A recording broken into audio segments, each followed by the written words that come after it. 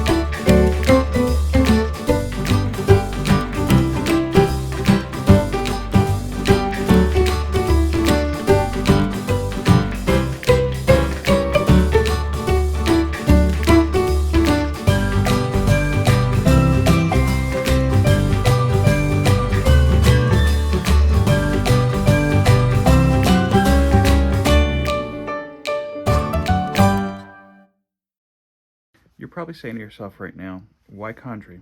Why cupcakes? I could tell you, but I figured let me go to the expert. I'm going to give it over here now to Pat Hickey Jr., the creator and inventive genius behind Legacy Comics and Condrey. Take it away, Pat. So a lot of people have asked me the importance of the cupcake scene in Condrey Zero. It's simple. Condrey's just like kind of pissed off at everyone else's happiness. You know, imagine being homeless and wondering like where your next bite of food is going to be, and then seeing like 14, 15-year-old kids walking around vlogging on their phones with like $10 cupcakes in their hands and taking pictures and saying, oh, this is so good, when he's like laying on the floor in his own excrement and stuff. So he's basically like, fuck you, fuck every single cupcake picture on Instagram, none of it matters anyway, because he understands what matters the most, and it's definitely not cupcakes. Okay, so here we are the next day. I'm of course in an undershirt because I'm Italian American and this is what we do. I brought the initial batch to work. I think people liked it. There's only like 4 left, which is more than half. We'll see if anybody. Less than half. Yes, whatever. You said more than. They know what I meant. We'll see if anybody comments tomorrow.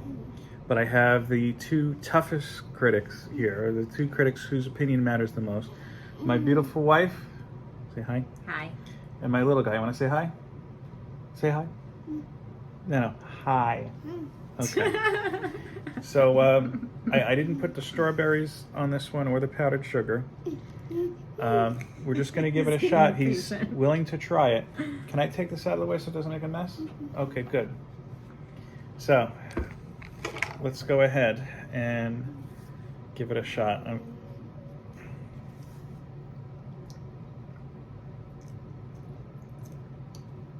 That's good. Is it good? Give it a thumbs up over here. Okay. I'm going to take a bite of mine, okay? You look like you have half of a mustache right now.